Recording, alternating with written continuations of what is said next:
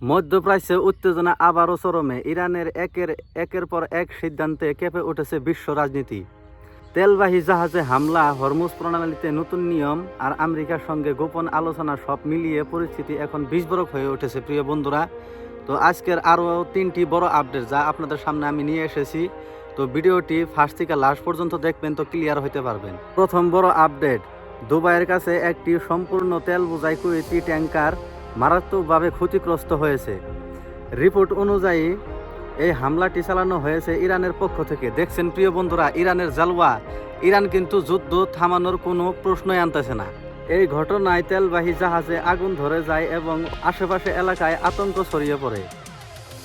বিশেষজ্ঞদের মতে এই হামলায় বিশ্ববাজারে তেলের দাম বাড়িয়ে দিছে এবং মধ্যপ্রাচ্যকে নতুন করে উত্তেজনা তৈরি করেছে। দ্বিতীয় বড় আপডেট, ইরান হরমুজ প্রণালীতে বড় সিদ্ধান্ত নিয়েছে।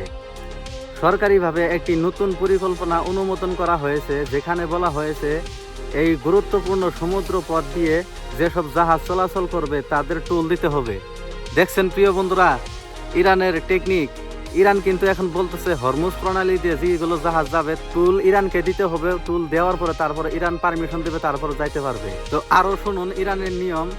সবচেয়ে বড় বিষয় হলো আমেরিকার এবং ইসরায়েলের জাহাজ সম্পূর্ণভাবে নিষিদ্ধ হরমুজ প্রণালীতে। দেখতে পারতেছেন, সেই কারণে ডোনাল্ড ট্রাম্প পুরো বিশ্বকে বলতেছে যে তোমরা যুদ্ধে নেমে যাও এবং হরমুজ প্রণালীকে খুলতে আমাকে সাহায্য করো, কিন্তু কেউ আগে আসে নাই। সো ডোনাল্ড ট্রাম্প, তুমি এই যুদ্ধে তোমার নাক কাটা যাবে, এটা 100%।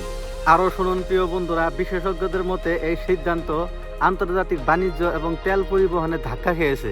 ধাক্কা তো খাবেই, কারণ এটা হলো ইরান, এটা ভেনেজুয়েলা না এবং দুর্বল ফিলিস্তিন না, যা ফিলিস্তিনের উপরে বছরের পর বছর নিরীহ শিশুদেরকে, নিরীহ মুরব্বী মানুষদেরকে মেরে ফেলা হয়েছে, তখন তো কেউ আওয়াজ ওঠায় নাই। তৃতীয় আরও একটি বড় আপডেট প্রিয় বন্ধুরা, যা আপনারা স্ক্রিনের মধ্যে দেখতে পাচ্ছেন। যুক্তরাষ্ট্রের সাবেক প্রেসিডেন্ট ডোনাল্ড ট্রাম্প জানিয়েছে ইরানের সঙ্গে আলোচনা চলতেছে। এটা কিন্তু ডোনাল্ড ট্রাম্প একদম মিথ্যা প্রচারিত করতেছে। তার কারণ হলো ডোনাল্ড ট্রাম্পের উপরে পুরা প্রেশার পড়ে গেছে পৃথিবীর, যে এই যুদ্ধের কারণে হরমুজ প্রণালী বন্ধ হয়ে রয়েছে।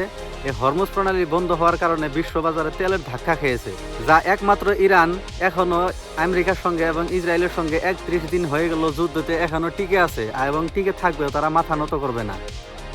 তো ইরান যুক্তরাষ্ট্রকে এমন পরিস্থিতি এনে ফেলেছে যে তারা যুদ্ধ করতেও পারতেছে না, সারেন্ডারও করতে পারতেছে না।